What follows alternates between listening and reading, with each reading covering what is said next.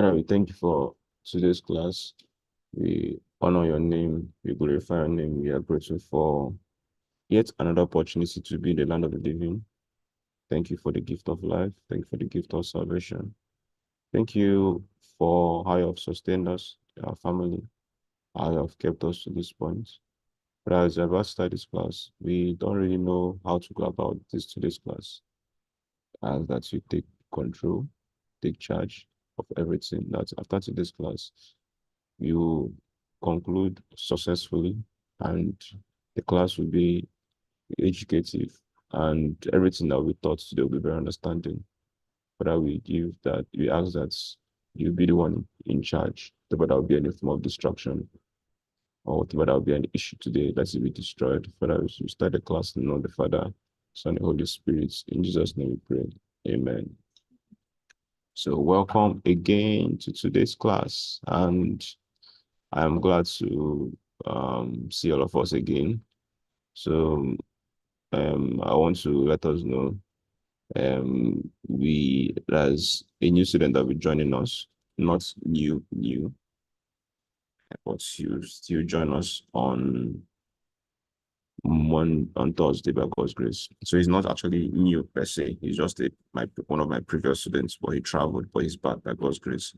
So he'll be joining us in our class. So when you see him, let's do what to welcome him. So what's on the call? So welcome, Philip. It's nice seeing you on the call. Can you unmute your mic and greet all of us? Okay, good morning, everybody. Yeah, good morning. So don't worry, they can't speak. They're a little bit shy. So let me be the one that will talk. So welcome. So we'll start from when we stopped from our previous class, and then we take it from there. So where are we now? Let me start sharing my screen. I think that's where we'll start first. So today is Introduction to Figma. We are going to be looking at, you don't need to turn on your video. You can just turn it off. Thank you very much. So we're going to be looking at Introduction to Figma. I'll just go straight to Figma. There's no point opening a lot of things. Just go straight to Figma, which I'm sharing at the moment.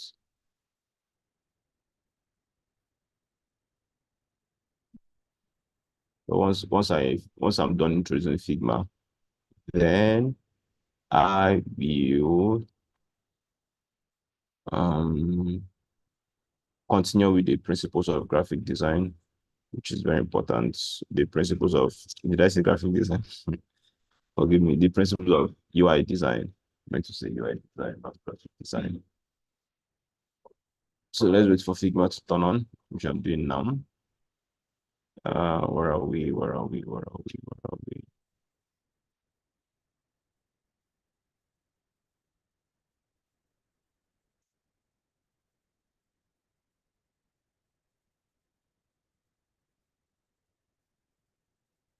Stop sharing for now to let me see where is Figma open. Yeah, Figma is back. So let me share. Let me get my slide ready so that I can be switching between my slides. What's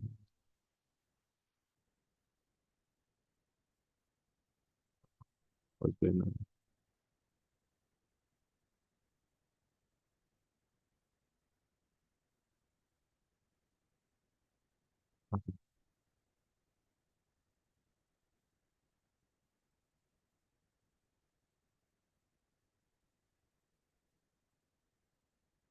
What's going on? Where did the rest of my slide go to? Languages. Let me look at 3 pages.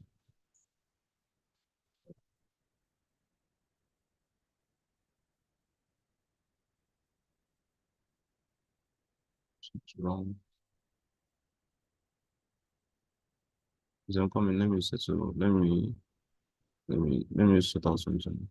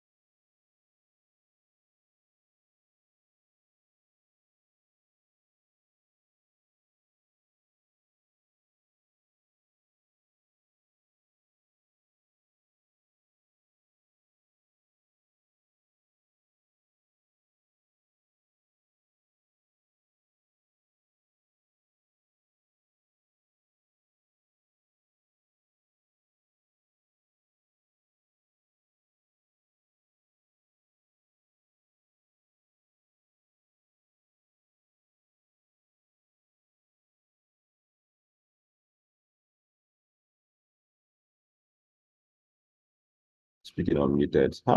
Jesus. Please, sorry, I was speaking muted. So let me repeat everything I was saying previously. So you have to, once you log into Figma, you click on Get Started.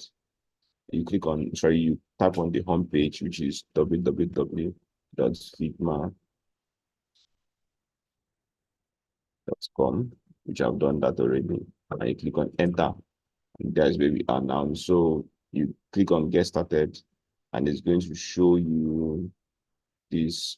It's going to show comments. No, it's going to show you a form. So that form, you fill it. Let's let the form load. So there's a form. You click on continue with Google or your email and password. That's the password to your email. And then you can agree to join Figma's mailing list if you want to be getting emails with them and other stuff. Finally, you're going to be asked some questions, which is going to be like occupation or what do you do or what do you intend using Figma to do. Preferably go for students, go sign in as a student because to avoid certain paying for some things. So they'll give you some privileges to some of their exclusive contents. Then secondly is for you to um in the future, if you want to change, maybe you're now working, you're now a professional, you're working, we can still change it. Or if you want to become a teacher, change it to the educator plan. So you can work with that. So that's that for that. So I have Figma installed. So once you have to know is Figma works in two ways. It works as a web page. It's actually a website. The app runs as a website, but they have a desktop version. So, but that desktop is just like instead of you going to the websites, like instead of you going to the websites to go and work there, everybody might not really have data to always stay online, or maybe network might be a little bit bad. So you can always have the desktop version. So once you have signed in, you can always download the desktop version. So once you're signed in, you see downloads. So you see once you're signed in, I'm not signed in because there's no need signing in already. See products. Okay, when you click on products in this navigation bar on top here, you see downloads, gets the desktop mobile for font installer. So let me click on downloads. So it will give me my options. You see, I have the desktop app. So that is where you yes, because you're signed in. If you're not signed in, if you're not signed in, this is what you get. But once you get signed in, your interface changes. So I'll show you how your interface will look like once you're signed in. So if you're on a web page, click on products and then download the app. If you're using a Mac laptop, download the one for Mac. If you're using Windows, download for Windows.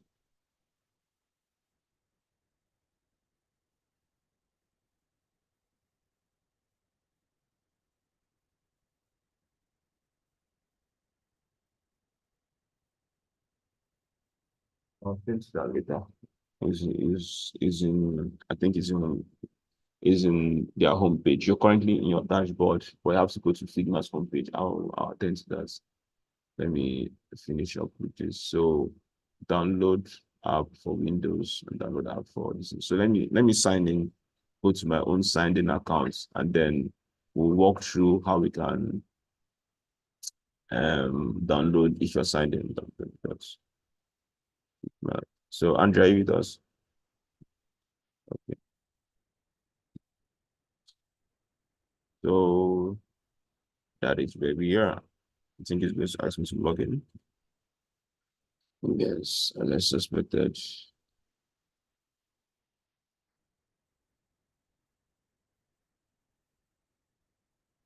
So I'm logging in as you can see.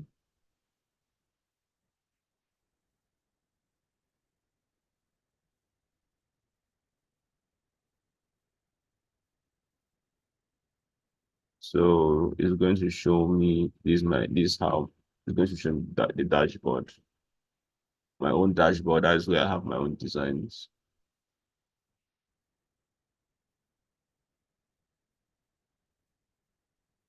So your own might be white. Why my own is black is because I prefer dark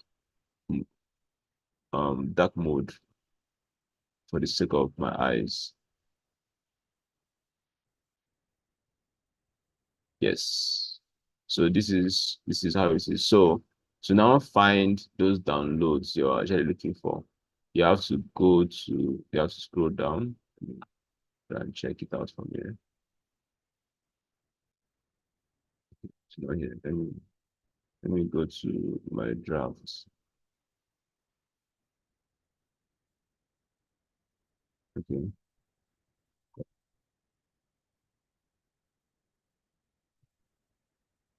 Okay. See where it is. Click on your profile.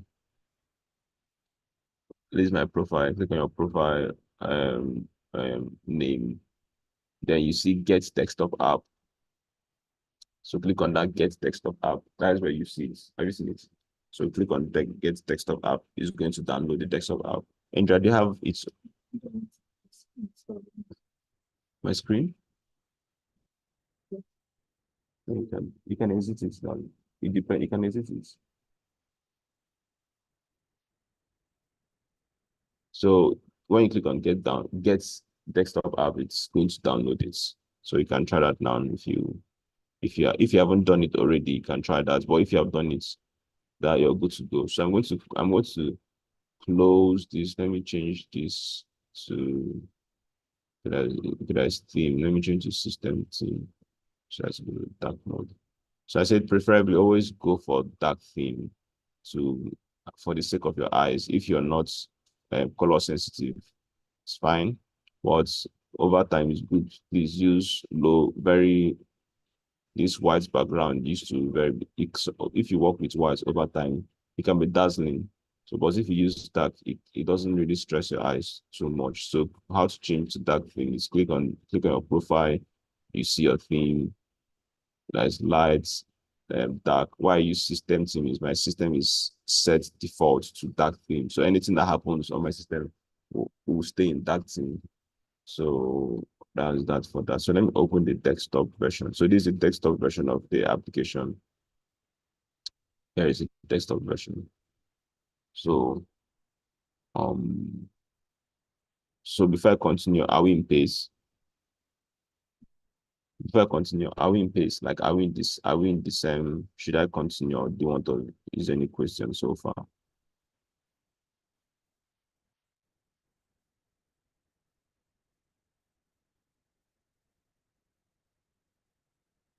I'm waiting on.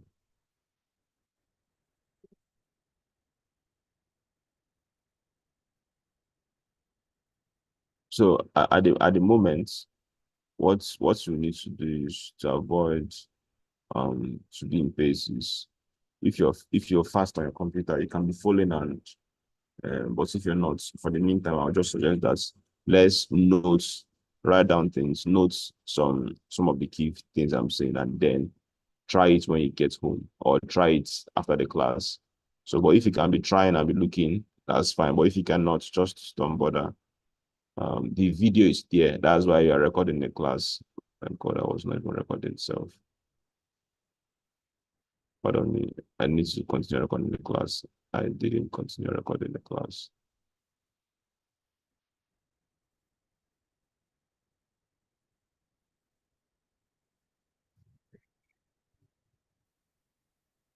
So now that we have the what's it called the desktop version, and we have the desktop, this is how it look like. So, but it's not going to be exactly like my own.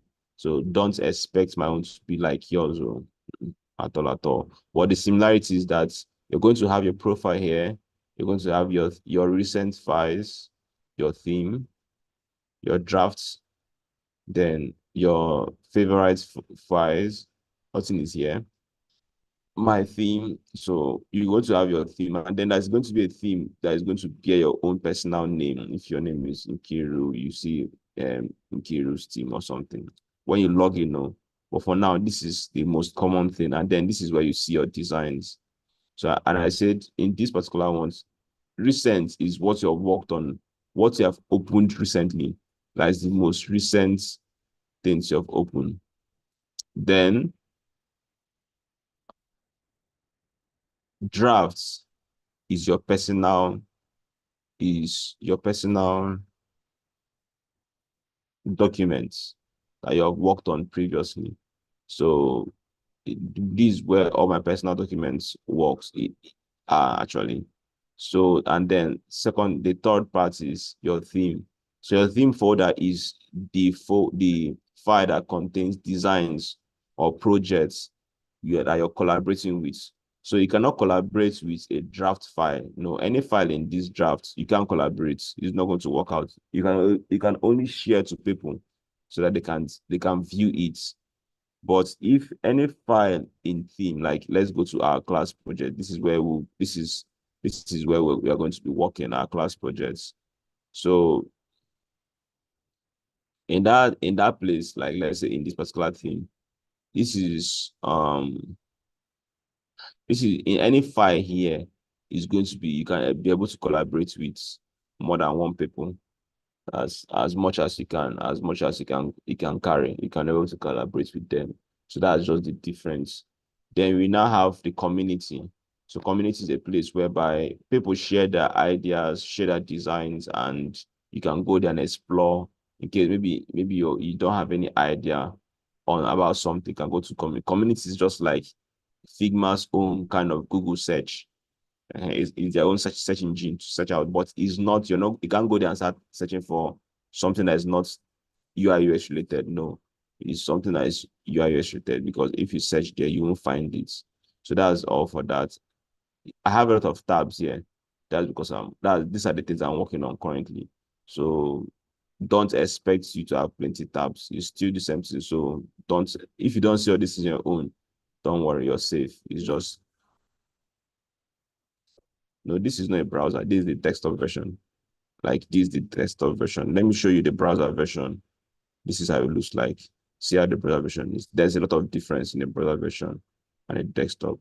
So they added more features. It's not, I won't say that they added more features, but the desktop is customized to help you to aid your design flow better than when you're working on the web.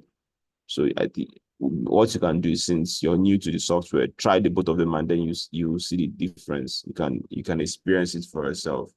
So once you open any design, it becomes a tab, like as if you're browsing. That's how it works. But in the desktop version, so in the web version, it doesn't behave like that. It will open as a new tab in your browser. So that's how it works. So in your browser, to open as a new tab, it might if you open it, okay, let's say I open this design, for instance, let me open the particular design. Let me say I open this design, for instance. You see, it's opening as a web page, still maintaining that same tab. So that's how this one works. But in this particular one, if I should open a design, let's say with my recent ones.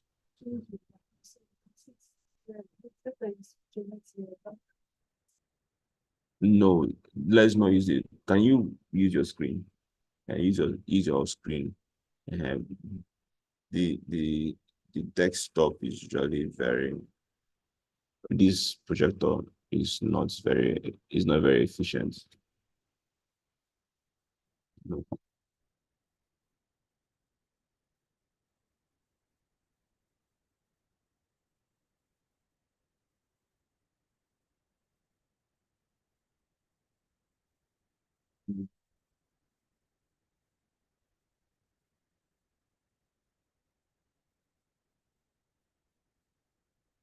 Close that chatbot.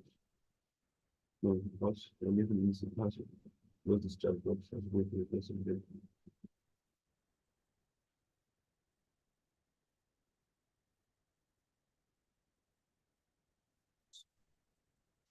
I think it's fair enough. The little I'll do is I'll be zooming in. So it has opened. I've opened the design. So this design is open as a tab in my browser. So, but let me go to the app. So the app. sorry, the desktop version. Once I open a design, let's say I open this design, for instance, I'm looking for a particular design. Where is it? Where is it? Let's say this design, for instance, Chimneberry's team color. So you see, it has opened as a tab. If you see where my arrow is, it's now a new tab on the rest in this list of tabs I already have. So, but let me close it. So that's one thing you should know. So let me summarize everything I've said. Once you open a desktop app, the first screen you see is this screen. This is your, let's call it mission screen. That's your dashboard that shows you everything that is going on. So at the left side, you have your details. That is your profile details, your file details, that's your design file details, which is recent, drafts, and theme. Favorites is you can add to your favorites folder if you want to, if there's a particular folder that's, let's say, means a lot to you, you can add it there. Or if there's something you're working on that is peculiar, you want to always have it in that folder, you can put in your favorite folder. And how do you do that? You right click on it. If you right click on a particular folder you're working on, you can add to your favorites. So you see option add to your favorites. But it's not like it's not really a heavy subject per se. So since we are using a free account, so your theme is going to be free. So you can create a new theme, but you will not have some privileges because you're using a free account. So that's what I want to say. But for now, you have a default theme called either, I don't know what to be, but I think most times they name it if you're logged in, you have a default theme name. It should be, I think it should be tied to your particular name. So when you click on that theme, you can create a file there. You see this plus button means create. It means you can create a Figma file there. That's how it works. So, but for now, let me show us how we can create a new file. So when we go back to recent, let's go back to recent. So now we're back to recent folder. This is recent. Let's say this is recent. The place where we have our recent. So there are two ways to create design. You can click on this plus button here. See this plus button here. Don't worry, don't use the projector, use your screen. Is it too tiny? Okay, just show. So click on the plus button here. This plus button here. It will automatically open a new design. So let me click on the plus button now. So it's showing me, do I want to create a new design file that's design and prototype, or do I want to open a new Figma Jam whiteboard? So that's the two options. I told you Figma Jam is Figma's own kind of Miro board. We'll use that later in the class. Then new design file is where you do your own design. So for the sake of this projector, let me try and change my theme and see if it's going to help. Kinds of help, but it's not very, very kinds of help, but just manage it. So in the same way, you still have your design. Second way is you can also click on design file, this icon here, this button here, or you click on Figma Jam board, or you can import your own option. But what I prefer like doing is if I want to create a new design, I click on this, and it can show you your most recently opened file, or I click on new design file and prototype, or I click on this, depending on the one I want. So I don't want to open a new design because I have a design already opened, which is this one. Where is it? This one, yes. Untitled. So I'm opening Untitled now. So you see, Untitled now it has opened as a new tab, unlike when you're using a web version. It will open as a normal page in your website, in your browser, I meant to say.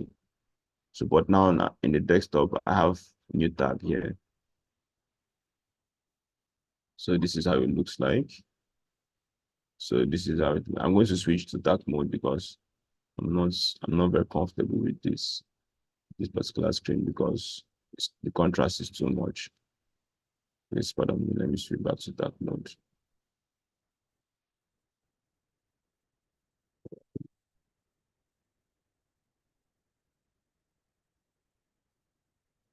Because it's not looking balanced in my eyes.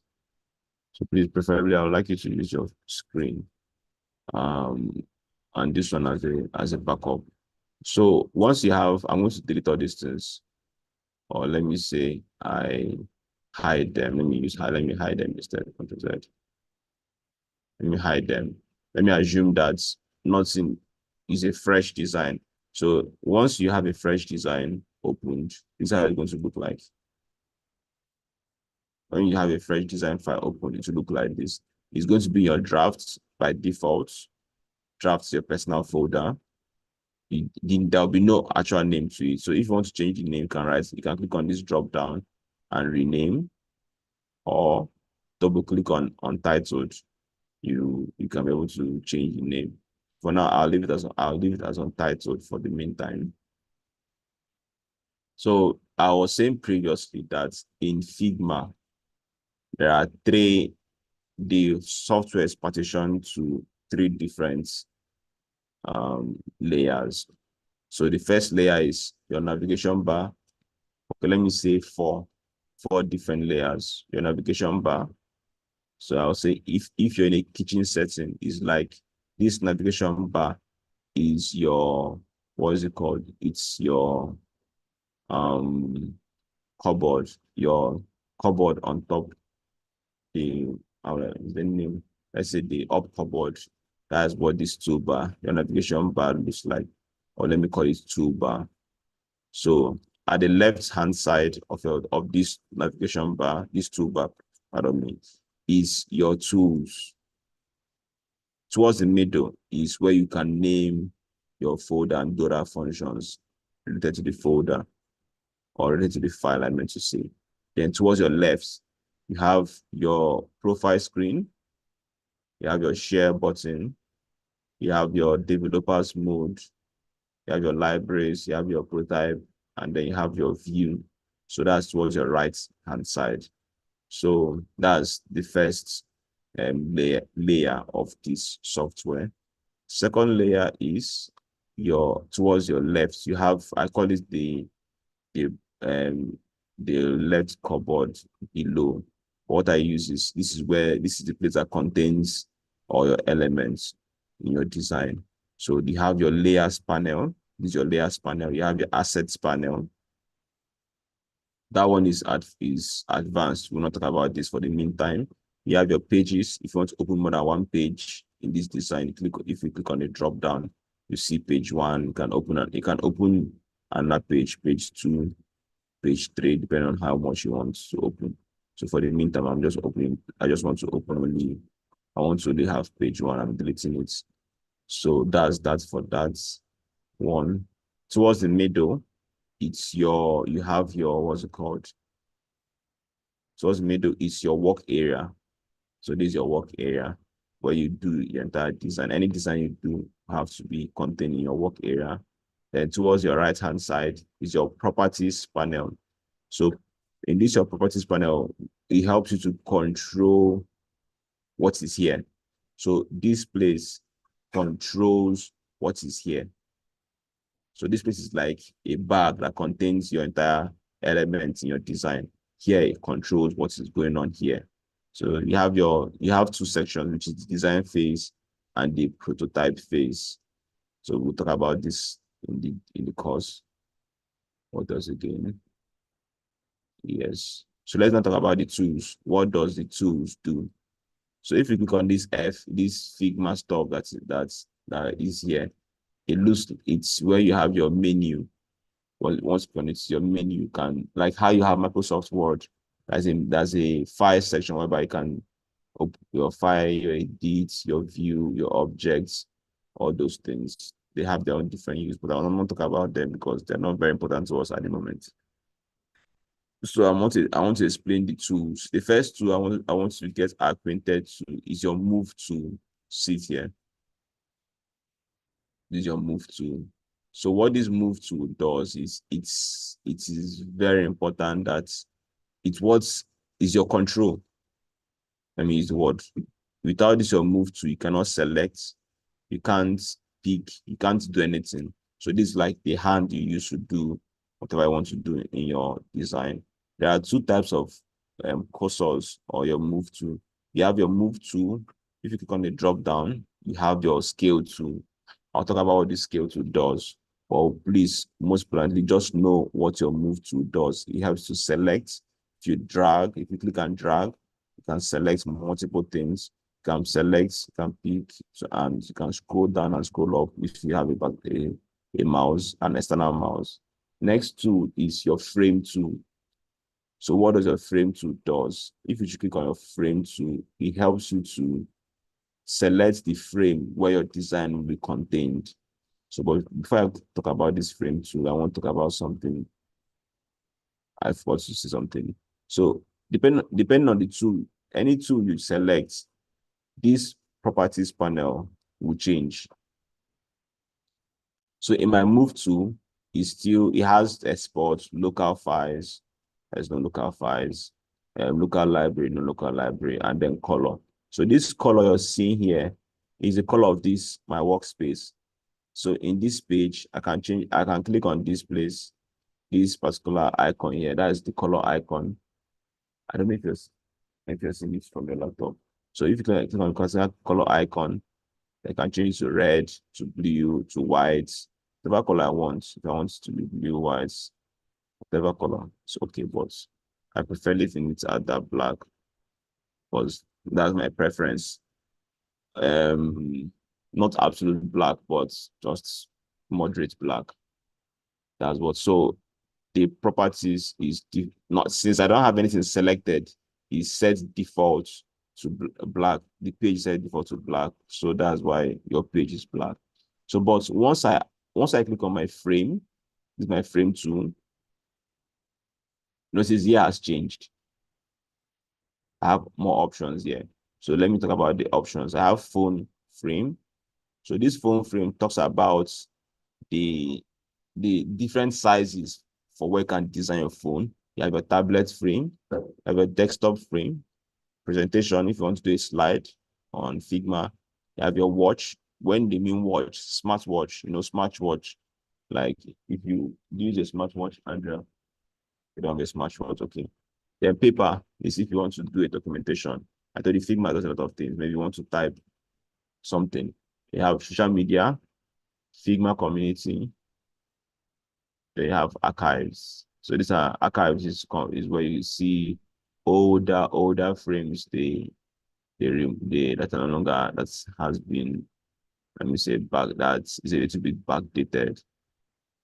So let's talk about what this frame does. These frames are, let's say, phone frames are the sizes of your phone screen. This is my phone screen. It's a size, as particular size. So, and I said, you'll be wondering, why is it that I only have iPhone. I'm not having Techno, Samsung, um, what does it get? Samsung, which other phone brand do you have? Infinix and the rest. I'm only having iPhone, and Android. Phones are in the market, phones are categorized into two different categories or sections. We have the iOS user, which are the people that use Mac and Apple phones. And then we have the Android users, which are the people that use Android phones. Classic Android phones are Samsung, Techno, Infinix, and the likes, and the different likes. We have Windows, but I don't know if Windows phone is still being in use up until now. I don't really know, so I don't talk about it. So why iPhone is the most popular is because I don't really know the reason, but I'll still find out. But iPhone screen sizes are like the industrial standard to all sizes. So it's like the standard we use. And why it's good is because if you want to put all the phone screens here, you have a list of 100 screens or even 1,000 screens, because daily people manufacture phone. And depending on people's preference, they can manufacture their own kind of screen and their own with their own kind of style of screen. So that's why they had to select a particular brand as a standard. So in the design world, iPhones, Mac, Mac as a whole, their screen size, both for laptop and both for phone, is used as the standard. So that's one of the things you have to know. So if you want to design anything phone related, our advice, use the highest screen size. This can change in the future. So don't think that this will remain constant. No, but know the concept. The concept is for you to accommodate every phone, every device you want to design for, use the highest. It's like you want to build a 5-bedroom flat, and then you don't know your plot of land is, you don't go for, yes, although that's, you might have, if you have resources, I will advise buy a bigger plot of land so that you can have more space to, let me say, to accommodate other projects in that place, because you might use a smaller screen size, and then if you want to upscale, you now realize you're stuck. You cannot upscale. But if you're using the biggest, and let's say in that 5-bedroom flat, you want to add BQ, and you can add BQ. Or let's say you don't want it to be a 5-bedroom flat again. You now want it to be a story building. Perfect. You can do much because you have enough land. But let's say you just buy a plot. I want to, you're dreaming big. But, yes, thank you very much. So it will not really work out. So that's why I recommend use the highest screen size. So what's the help you to do? It will help you to scale down in the future. But if you're doing something very specific, let's say you're doing something only specific to a particular phone screen, or you're recommended, or the client tells you this is the specific screen size we want to use for this app, that is not for other phones, it's only for this kind of phone, you can use that. So for the course of this class, I'm going to select iPhone 14 and 15 Pro Max. So this is it here. This is the frame. So if you notice, in my properties panel, do you see that I have it active here? See, it's now active. It's now white, showing it's active. There's something like that, like an eye here. If I click on the eye, it disappears. All right, so what this thing does, it helps to hide and disappear. So if I click on the eye, something appears here. I'm going to see it here. So you know there's something here. This image here can hide it and reveal it. So that feature is good in case you don't want to delete something, but you want to temporarily remove it for the meantime. So that's it. iPhone. I have my iPhone frame selected. So I have two ways to select something. I can either select from my layers. I click on it. That selected it. Or I can select, you just going direct to the item or the element or the frame. I select it. So you see it's all selected. So I'm making emphasis on this now. Watch. I select my workspace. I have this here. Once I select my frame, I have more options. So let me talk about these options in details. I want us to pay very close attention now. Andrea, are you with us? Philip, are you still there?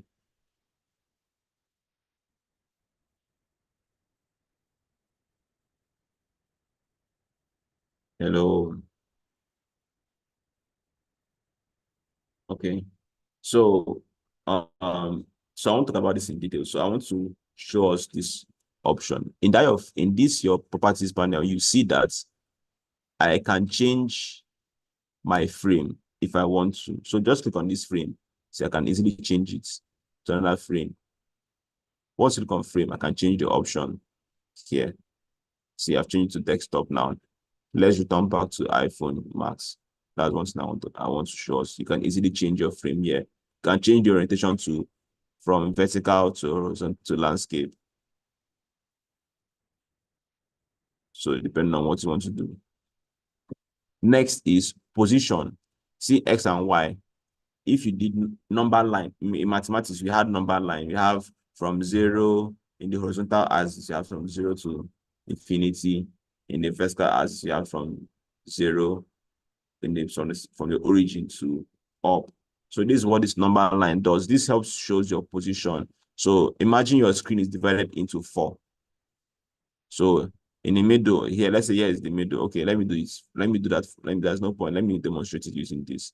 So let's say from 0, let's say here is, let me divide the screen into 2, for instance. Let me bring this to the, let's say this is the center, this is the origin. I bring this one to the center like this. Not the center. Let me delete this for the meantime. Let me just delete this. I want to do that. Let's say I bring this to the center here. I'm assuming my origin, and I'll bring this to the center here. So this is the origin I'm talking about. So yes, here is absolutely, here can be 0. I'm not sure for the meantime. Well, what that X and Y does is, this is X. Can I type here? Okay, I can type. Let me type X. If I'm correct. X is the horizontal part. So Andrea, this is important to, for those who are not mathematics inclined, this is very important. This is my X axis. And this is my Y axis. At least those who did basic mathematics will understand. So from this place is my center origin. And why I'm making reference to this is very important. These things might look very minute, might look, why is this coming inside? But it's very important. This is 0. So from here, I'm assuming though, because the software, I don't think in software here is 0. But I'm assuming that from here now is 0. So you count from 0 to infinity. So because if you keep going, it keeps going, it keeps going, it keeps going, it keeps going, it keeps going, it keeps going. That's what I say, from 0 to infinity. Same thing here. Towards your left is plus infinity. So let me put it plus here.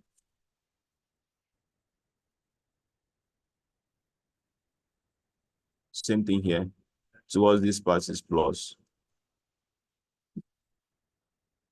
Then towards your right is plus. Towards your left is minus. Very important to note that. Same thing going on here. So have this at the back of your mind. Please let me confirm if this is recording. I don't want to take chances. Oh yes, recorded, thank God. So let me confirm if it's recording from this particular end. Yeah, it's recording. Okay, so yes, so towards, this is it here. So it's negative. So here, everything towards this side is negative. Everything under here is negative from here to here. So this is very important to be able to position your design properly. So let me delete all these things at the moment.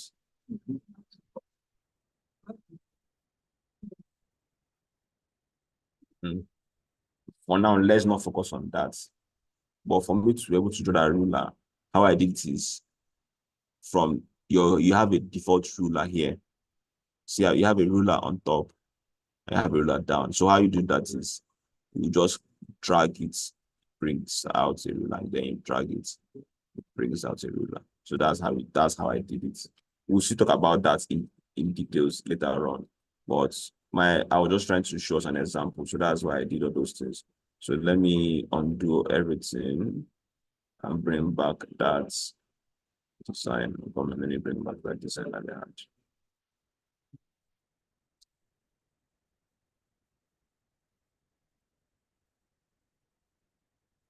Oh my God. Too far. So yes, I've brought back the design now. So let me remove this one. So that's it now. So you have this, you now have this. So why was this? That was an assumption. I don't know the exact origin in this, but I can tell you, in this X and Y, in the Y axis, I have that is at minus 16,164 from what I'm seeing. So once I do this, I see what is going on. It's going up on the Y. Once I adjust this, it's going up on the Y axis. Then when I adjust the X axis, it's going towards this direction. So in the X axis, I have plus. So it's in the plus axis. So let me do an experiment now. Let me make this 0. Let me know where that 0 is located. Interesting. So this is where that 0 is on the axis. So let me make this 0 and know where that 0 is located. So this is where the damn goes in. That disappeared though. Okay, see it here. So this is 0, 0 on the axis. So this is where 0, 0 is located. So let me click on it so you can see. So this is it. So this is 0, 0. So let's say I want to take it up. It's going down. Interesting. Down is positive. Up is now negative. So I mean they're using inverted. So you see, as it's taking it up, I'm having minus 300 and something. So the same thing here. If I should go towards the right, I'm having plus. If I should go towards the left, I'm having minus. So that's what we do. So I'm showing you that's what this X and Y does. So, but in real life, we might not really use this to move these things because it's not going to be very feasible. So how to move this is just click on it and drag. So once you drag, wherever you drag it to, you see it has shown us the position by default. So if you drag it here, it has shown us the position by default. So that's what this X and Y does, so that you can understand what it does. So, but most times it's most people don't even know what it does, but I'm showing us so that we will not be ignorant. The next thing I want to talk about, which is very important, is the height. Height is, let me zoom in a little bit. Let me see it clearly. So the height is from here to here. So once I adjust the height, watch, it's increasing and it's reducing. So that's the height. Next thing is the width, is from here to here. Once I adjust it, it's increasing and it's reducing. So this is, if you have any specific dimension they gave you, let's say your client says use 1000 by 1000 to design something for me. This is 1000. This is 1000. So that is a dimension. So you can have your specific dimension given to you if you want to see something peculiar. But the dimension we are using here is iPhone 14 Pro Max, and this dimension is 932 by 430. So you can have it off head if you want, but I don't really see any need for that. Then the next thing I want to show us is what this does. This does is to rotate. So I know you're wondering, how am I rotating? How am I actually adjusting this? How am I adjusting it? If you bring your mouse close to those options, you see the arrow has changed to, it's no longer the cursor, is no longer this regular cursor. Once I come close, it changes. So at this point, I can drag both left and right to change. Same thing here. If I should come close to this W, I can drag from left to right. Same thing here, drag to right. Same thing here, drag from up to bottom. Then same thing, I can adjust this from left to right. So that's how I'm actually be able to do that. This works for others, for everything. So I must ignore this clip contents for now because it's not. I'll show us what it does later on. I'm going to ignore this. I'm going to ignore this.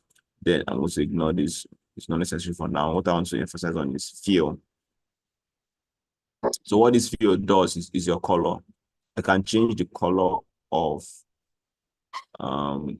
this frame. So whatever color I want.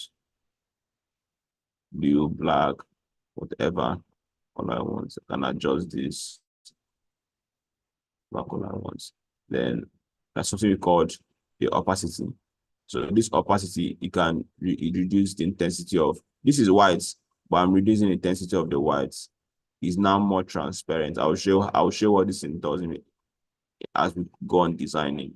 So you can see colors of you have used in the past here. So for now, I'm going to ignore this because I'll talk about it later on.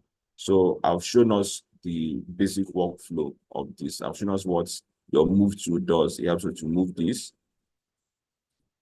So the next tool I want to talk about is shape. So how do you use your shape tool? If you should go to here, this is what you use to start designing. So you have, if you click on the drop down, you have several shapes: rectangle, line shape, arrow, ellipse, polygon, star.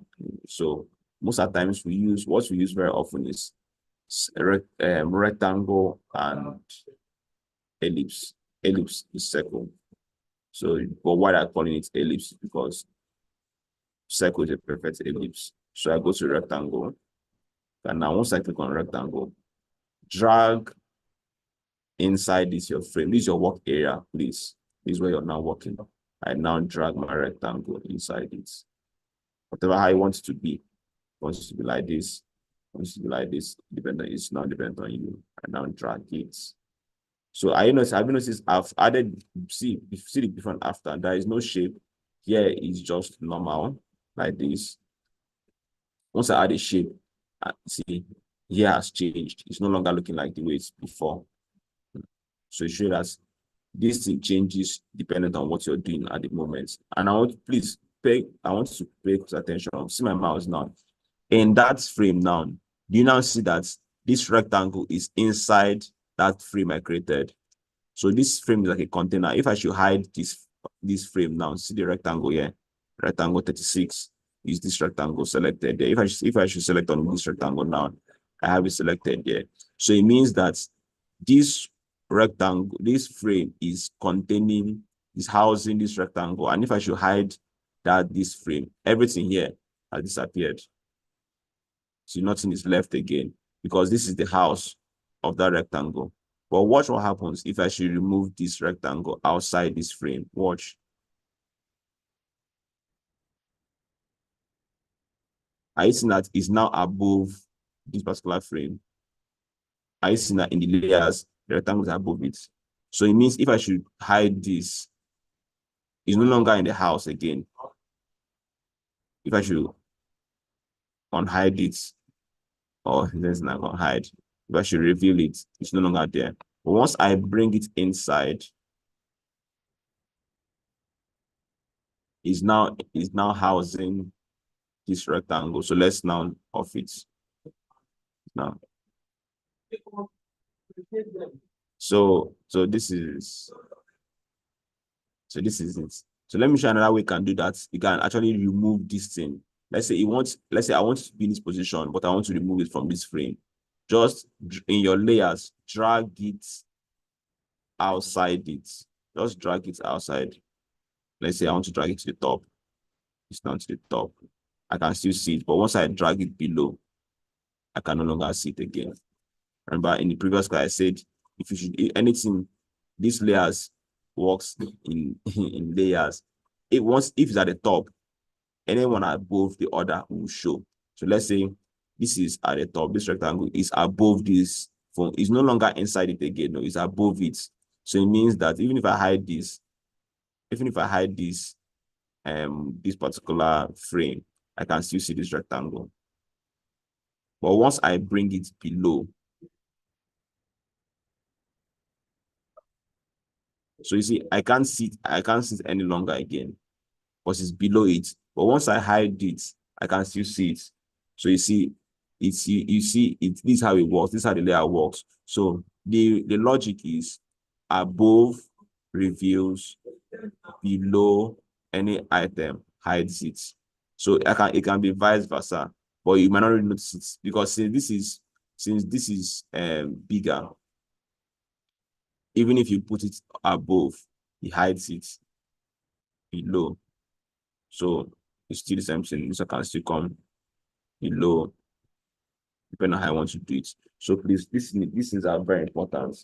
So the one last now show this is my last the last thing I'll talk about in today's practical class, or let's say this is one of the last things I will talk about, is what this clip does. So if I should select on this rectangle, it's not the frame now, this particular rectangle, and I drag it towards the edge, you realize that it's kind of is showing that it's above it, right? But let's say I now drag it into it. Let me now drag this rectangle into the frame. This it has disappeared. So why it has it's inside it though. I want us to know why it has disappeared is because in my frame I can't see it because there's something we call clip contents.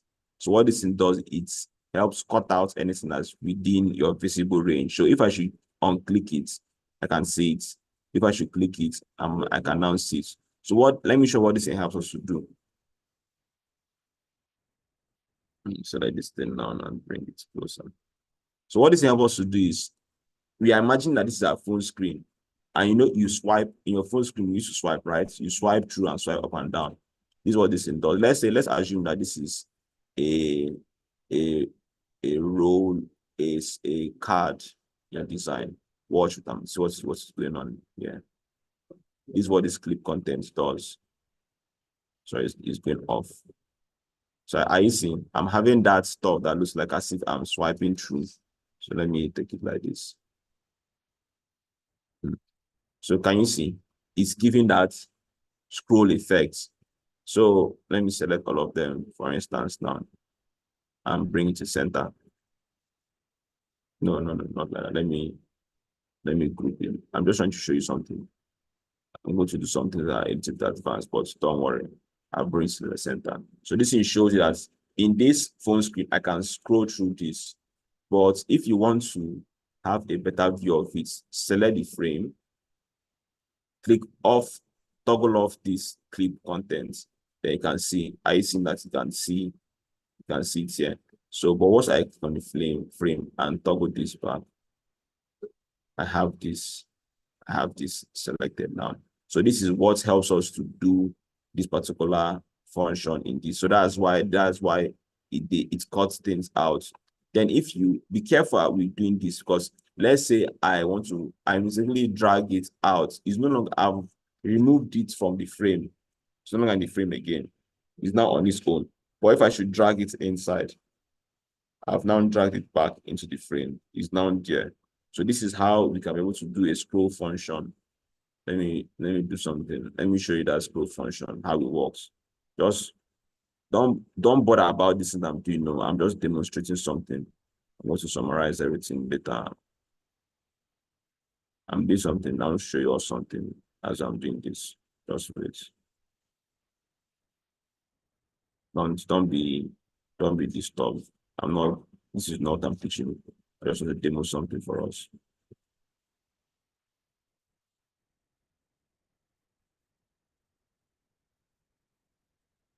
So what's going on? Why is this lagging?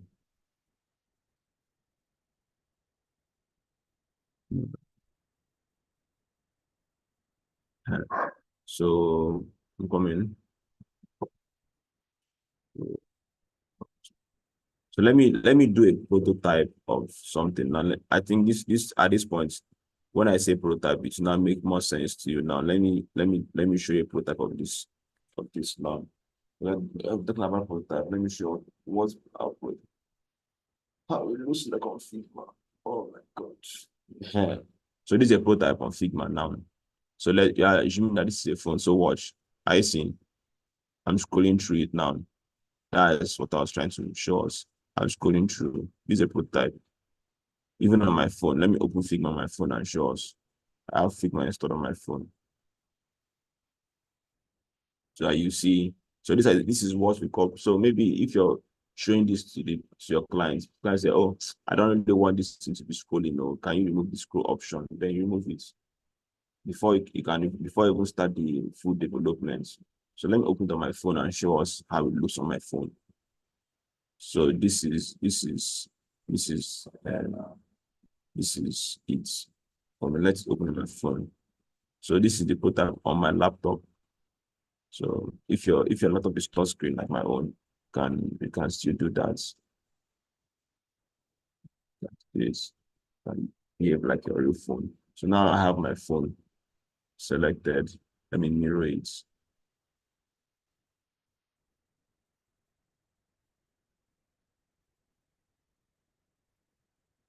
Ready.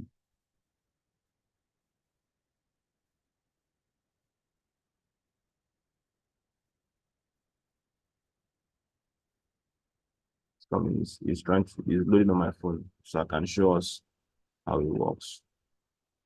So what this thing does is if you're designing, I want to see how it looks like on your phone, on a real life phone device, you can demo it. So um yeah, so the last thing I'll talk about is your scale tool. So what does your scale tool does is, let me show what it does. So let me delete this. Okay, I've marked it. So what your scale tool does is, if I should draw a rectangle, for instance, now here. So see my phone now. So it's showing on my phone now. If I should scroll through, the thing is loading shy. So it's lagging. If I should scroll through now, I see the screen on my phone.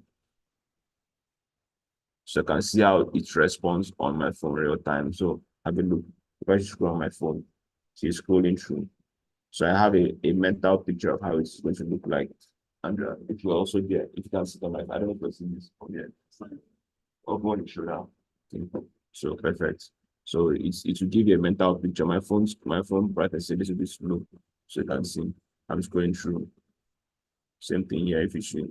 I'm scrolling through. So this is a prototype. It's not the app has not yet come to life actually, but it's I can see a demo of it. So yes, scale tool. So let's say I draw a rectangle like this. I draw a rectangle like this. And and I want to adjust the size. So if you notice, if I adjust it from this place, it's not, I have to adjust it and adjust it like this. Sorry. It's not giving me what I want exactly. Let's say I want to maintain this size, but I want it to be bigger. There are two ways to do it. You hold shift on your keyboard and you drag. I see. I'm maintaining that ratio, but it's dragging, it's increasing it in proportion to what I have. But instead of pressing shift, there's a proper tool to do that, which is your scale tool. I'm going to click on my move to see your scale tool. So now I'm using my scale tool. I see it's now increasing in that same size I want to use. So that's what your scale tool does. So once you're done increasing it to whatever size you want, return back to your move tool so that I can be able to select it normally. So that's all I have to say for this. I'm actually done demoing everything. So I think what you do is you have to go home and for you to get this in right, go home and practice. So you have to, these little things I've shown, you have to go home and practice. So let me summarize everything I've talked about. You have talked about the home page, your dashboard or your mission screen. It's your mission screen. In your left-hand side, you have your work where you have all your work categories, your recent, your drafts, and your team folder. Then this is the tabs of all the designs you have opened. Remember, this is for the desktop app, not the web version. Then to open a new design, there are two ways to do it. Click on design file or Figma Jam. Figma Jam is my role for Figma. So the one we want to use is design, which is this one. So what happens next again? Or second option is if I want to open a new design, I click on the plus button, I have new design and Figma Jam. So I click on this, it opens a new design. So this is the design oh no, so this no not this. This is the design this is the design I'm working for. And in this design, we have three layers, your toolbar, your left navigation and your right navigation. So this is your let's call this your container. This is where you see what is contained in your design. And this is your properties panel. This is where you see what is contained in your properties panel. What else again? And then you have your tools. So we talked about your move tool, which is used to move things around, as the name implies. And then you have your scale tool, which is used to scale things,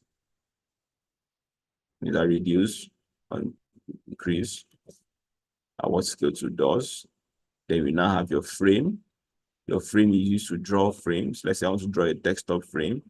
I go to desktop, I have a new frames, desktop. If I want to draw my own customized frame, I just drag and draw. That's all. Then the last we talk about is your rectangle tool, which is to draw a rectangle. I can draw a circle if I want. Draw a circle.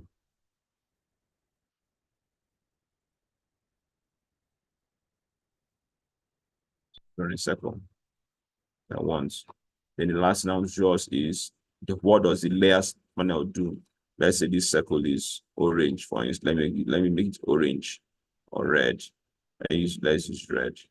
So let's say this circle is red and I bring it close. So you notice that in this red circle, why is it that it's above the square? Is because in the layers, the ellipse is above this rectangle, but once I bring it below it, see it's now behind it. Bring the rectangle behind it. So that's what this layer does. It helps to arrange your folder. So this is the summary of today's practical class. Any questions? Anything in our mind that you didn't understand?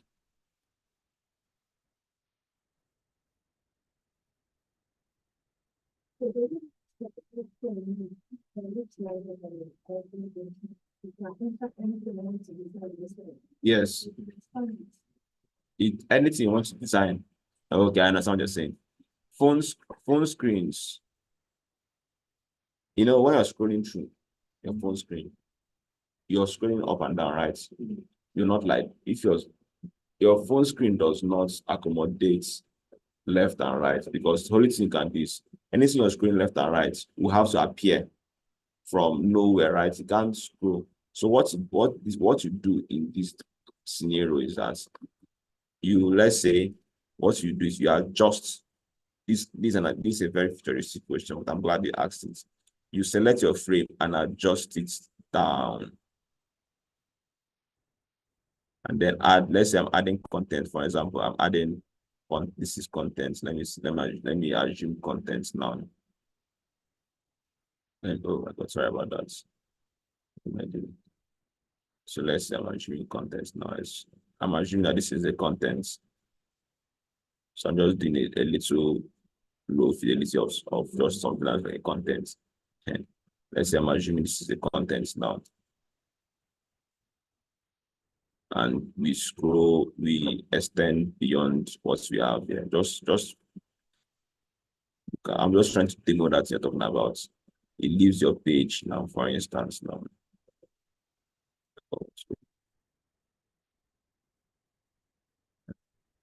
So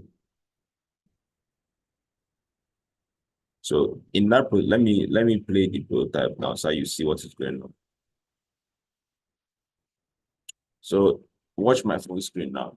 So you see that content is showing. Let me increase the brightness. Let's see. So this thing is still screen. So let's say this content now has passed. It has passed. So if I scroll, so it's showing me those contents now. So what you do is that thing increased below the bottom part of this, the vertical part. No, Andrew, you see this? That's why I know that distance you are staying is always difficult for me. It's scrolling through, scrolling down, I mean, then scrolling by on left is this one. So same thing here. As it's scrolling towards this direction, see, it's like I see it's appearing from nowhere from your right. This is how it's being done. And then from this direction, scroll through. So how did we make this possible? Is because in our what's it called again? In our design, you notice that watch, you see when I highlight this thing, are you seeing that is a little bit, it's off the screen. I see it. And then I had to extend this thing, this particular, the bottom down to reveal what is going on here. Sure, you understand what is going on here.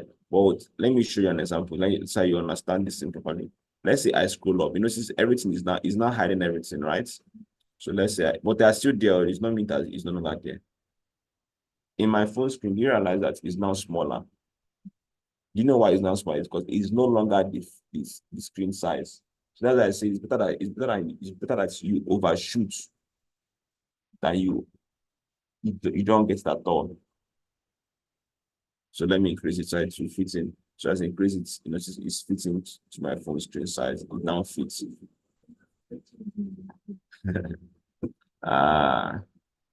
Don't worry, just leave that for today. I'll tell you later on. But it's called prototyping. Mirroring Figma as a feature on your phone, whereby any design you do on your phone, on the desktop, it will mirror on your phone. It's an app, actually. So this is the phone prototype, but it can mirror this. It's called mirror. You know what mirror does now? It's called mirror. It can mirror on your phone screen. So I don't know, does that answer your question? So Andrea, do you have any question? Okay. So we are done with today's practical class. So let's continue with the principles of UI design, where we stopped yesterday.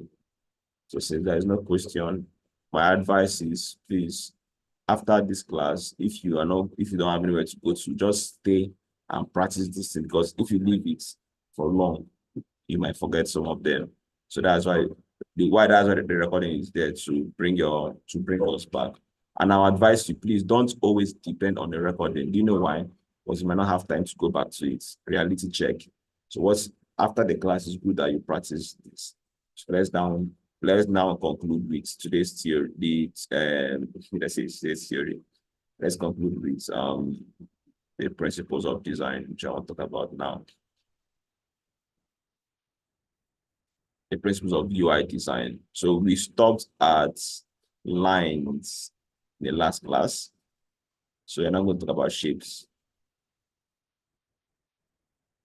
So let me make sure that people online are there. Philip, are you still in the class? If you're still in the class, can I get a response?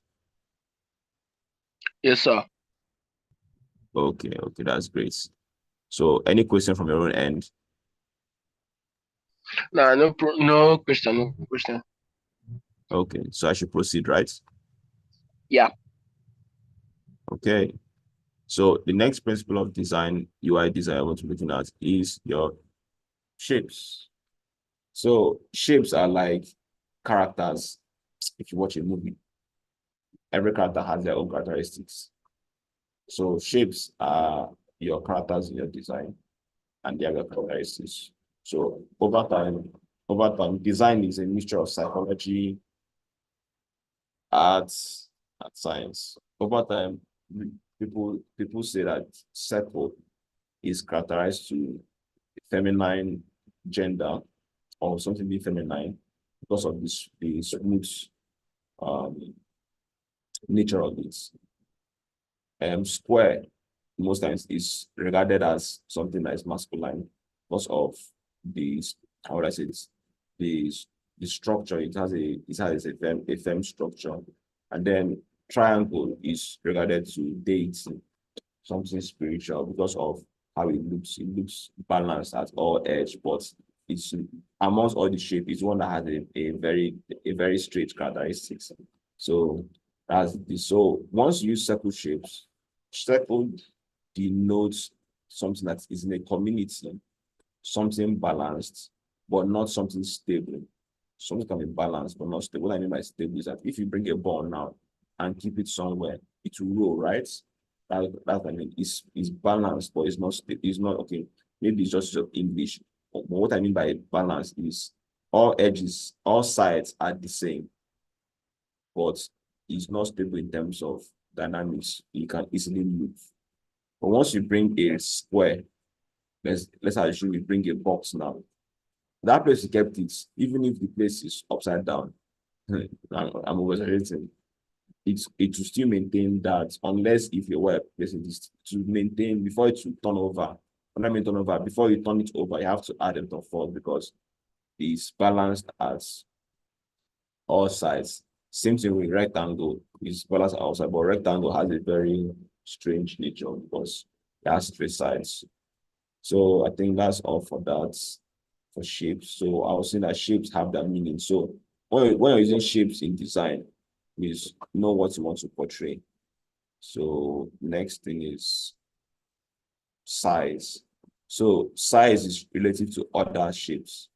So when you're talking about size, you cannot talk about size if you don't have anything to compare it with. So if you say someone is a small boy, how do you know that person is a small boy? If you've not seen someone that's tall, how that is one size. Let's say this, you say this person is taller than this person. You're comparing that person's height, someone else's height. So that's why you have size. So size is relative to other. So if there is no, if there is no standard for comparison, you can't have shape. So let me show what I mean in this slide. These two balls are the same.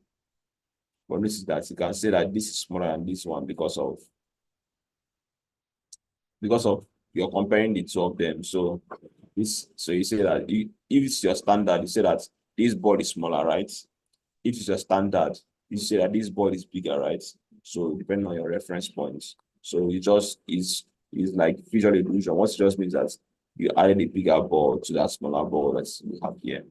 So that's what it means. So next thing, the final element in design is value. Value, very important. So what does value does? Value is what um, helps you to identify the brightness and the emphasis in the design. So from the slide, I said the value is used to show how dark and light an object is. The word tone is what you use. We use value is used to show emphasis to like the sorry to show emphasis to of my let me turn off this.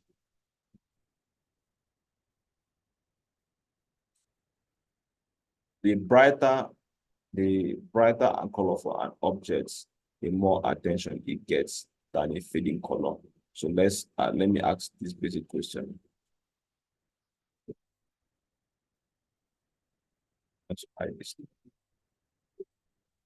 So when you saw this, so at this point, I don't want to say anything, but give everybody a spoon. When you saw this particular board, where did your eyes see first?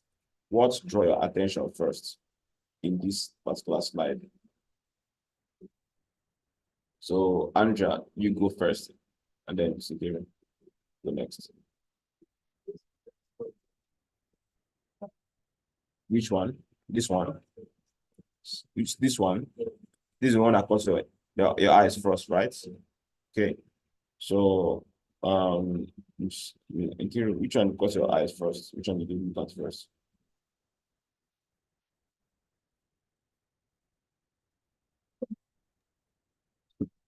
Wait, one jump question. I'll be honest. So which of these shapes did you focus on for looking at others?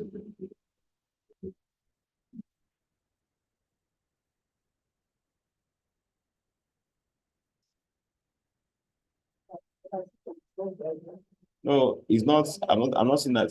I'm not talking about which one, but when I changed this slide, where did your eyes go first? Let me rephrase the question. I of colors here. Which particular color did your eyes go first? That is a lighter blue or green. That is a one that's a little bit darker. That is dark, the darkest. So which one did your eyes highlight first before now going through the rest?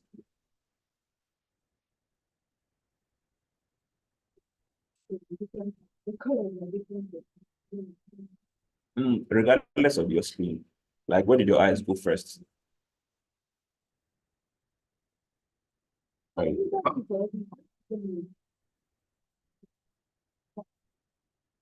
Okay, I don't think you understand the question. Let me rephrase the question. When I turn on the screen initially, your eyes focused on somewhere first. First, are looking at other things. So, where did your eyes focus on this particular slide before looking at other things? On the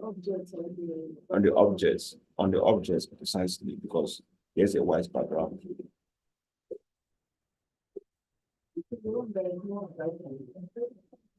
Okay.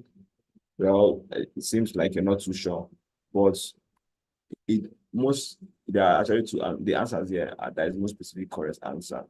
Some people might focus on this first. Some people might focus on the brighter one. But what I'm trying to portray here is that to create emphasis, you can either make something lighter or darker.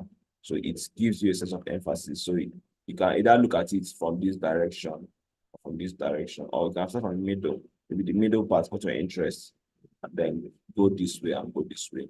So, but most times we look at the brightest one or the darker one before going to the lighter one, because the one that is lighter seems a little bit faded and not very obvious to see. So that's what I was trying to say. Then in the next slide, I need to be very, very observant and say, in the next slide, I want us to tell us where your eyes goes first.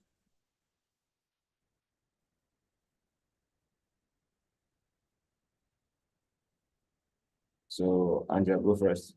Why did your eyes focus on first when I switch to the next slide? Okay. So how about Sinkiri?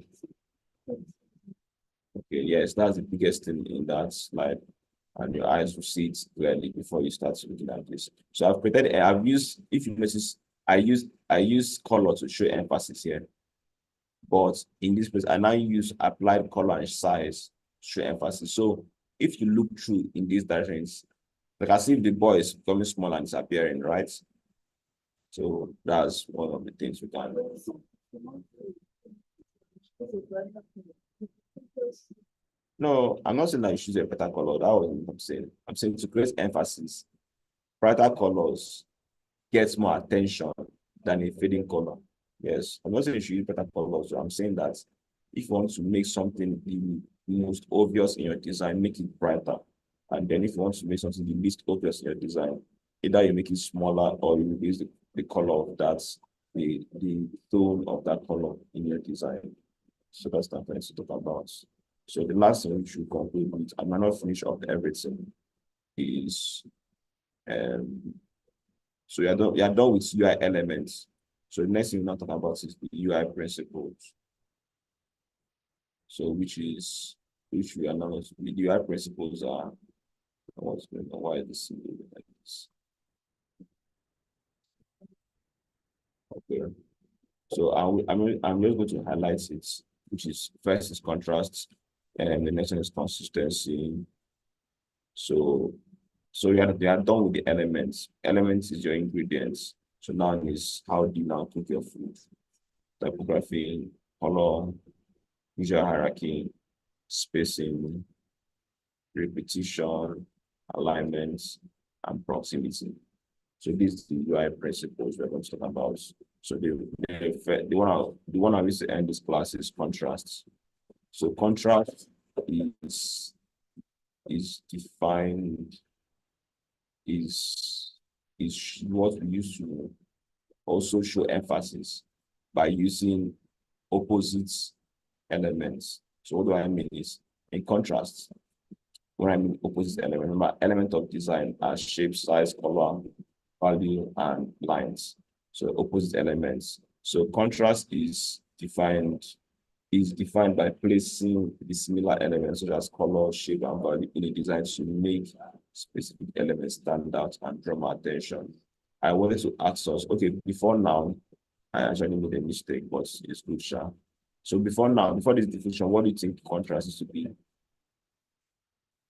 Before I gave you this definition, what do you understand as contrast? When you hear the word contrast, I've listened at contrasting. What do you still know contrast as?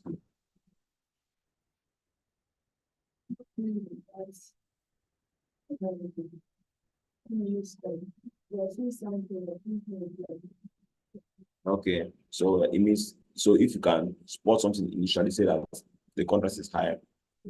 So if the contrast is low, you cannot really differentiate which one is black and white if the color is black. Okay, that's a definition. So Andrea, when you hear the word contrast, what comes to your mind? And unmute your mic when you want to speak. What comes to my mind when I hear contrast is two op- two maybe things, or I don't know what I'll call them, two elements that have this Before I gave it definition of yes, I know.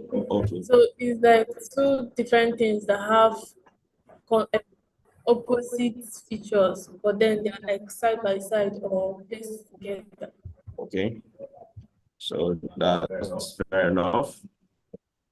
So you can mute your mic.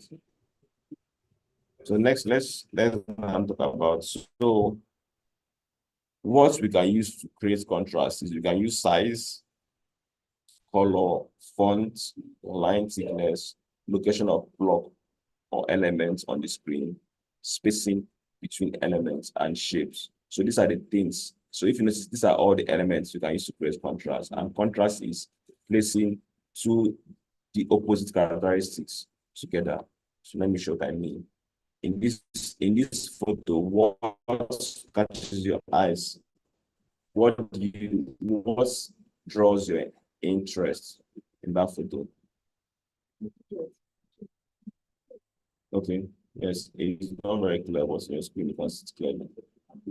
So the orange flower has is the contrast there. Everything is black, dark green, or let's say black. But the one that is the odd one out is this. So in photography, the contrast here is the color of this flower, right? So this is contrast in color. So this is contrast in text and color. Good contrast. You see, you can easily read this, right? It's not difficult to read. Same thing, you can easily read this, right? But what's the difference now? Can you easily go to that board? So this one is, the contrast here is very bad, too bad. You can make out what's going on there, but someone that has eye issues cannot easily read it. Same thing going on here. So that's example of bad contrast with reference to color and typography. So contrast in typography. So what do you observe in this when you see this? Okay, when you observe this particular, let's say, text here, what's my observations?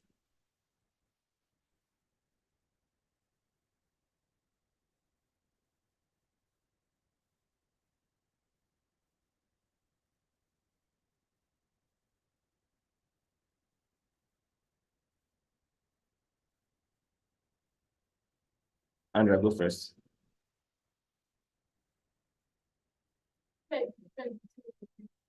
You're talking about contrast. So what are your observations with regards to contrast in this block of text? Okay, with regards to contrast, what I can understand is that for the first one is like the the one that is highlighted seems to be a, will I say, broader title. Okay. Like I say it's more like a king over the other text than the one under. Okay. So what you just talked about is emphasis. Um, this particular the contrast. Oh, diverse. Okay, then what about you? Thank God I've not spilled so much information. And the second contract is type. I noticed the first one, the front side is more bigger, all of them like cow. Okay. So then the second one is a mixture of cow. Small letters. Okay, did you say it's not good? Okay, yes, from your own point of view, it might not be good. So what we also discouraged, but Nkiru gave more details, more information. So yes, let me the contrast here is size and the thickness of the okay, there are three contrasts here. The font size, the font itself, and then the character configuration. So the contrast in size played out here is the most obvious one. And you know, this is bold, this is normal, regular. So the bold one stands out than the regular one. So what you do is you read this first, right? Before you read this one under, right? Because we read like this. We read from here, and we go to this direction. So our eyes goes in a zigzag motion. So we read from here. That's how we try to read in a page. So, and now where contrast was used again is contrast in the configuration of the type. This is sentence case. We call it sentence case because the sentence starts with a capital letter and ends with a full stop. Sentence case. And but this is all caps, but all of everything is in capital letter. So that's the first, second contrast. So in this particular one, contrast in type, what can you say about this particular area? What happened? That was a glitch. What can you say is a contrast in type in this one? So Kiri, go first.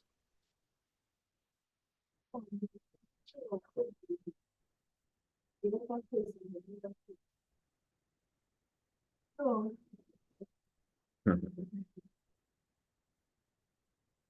there's a mixture, but each of the words, each of the words starts with a gold letter. Yeah, you're correct. If you're not correct, I would have objected.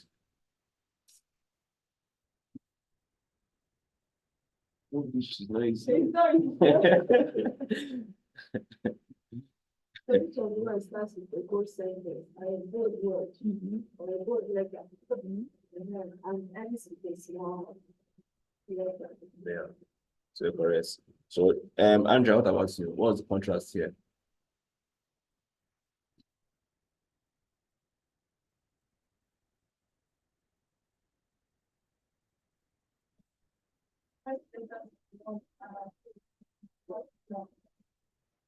Okay. Okay, is that all? So the difference is still the same thing. This is what we call title case.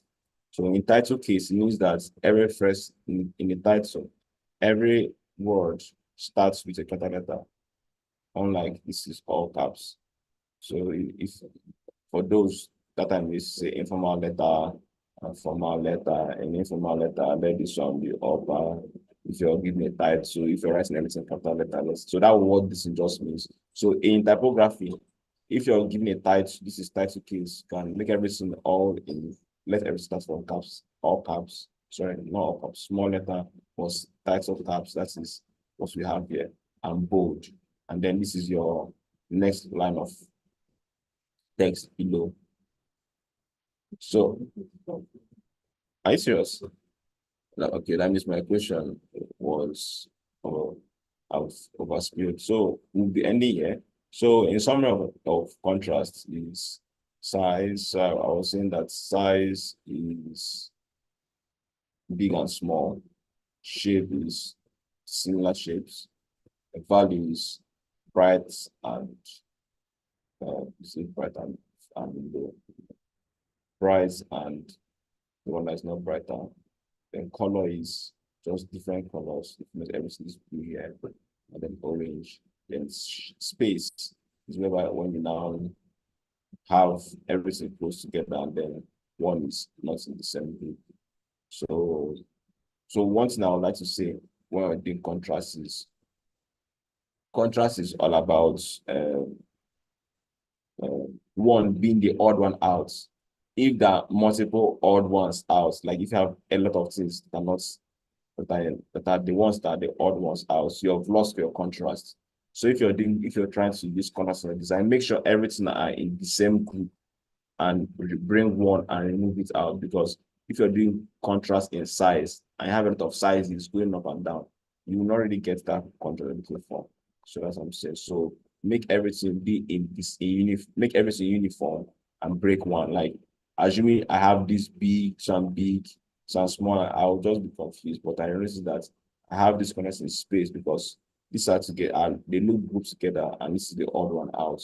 Same thing in that this is a common trend in contrast. So I'll end here. So in our next class, we'll continue with consistency and continue with the practical class for today. So before we end, any question from your Philip, from your own end, any question from anybody at all? No questions, sir. Did you say you have, did you say you have or you don't have? No question, no question. Okay. Andrea, you say if you have a question, you ask immediately, right? Okay. So, do you have anyone? Okay, next class. So, can pardon now. So, by any question? Okay. So, you have come to the end of this class. Let's say a closing prayer. Heavenly Father, we thank you for today's class. We humbly ask that you give us the grace, everything you have taught may make sense. Father, by your mercy, as we head to do other things that we want to do today, give us the grace to follow. We ask that you guide us and protect us. May the moon not smite us by night, that the day by that the sun by day. Father, please, we ask that everything you do, we are going to do, let it be according to your will in Jesus' name. Amen. So thank you very much. We will see later on.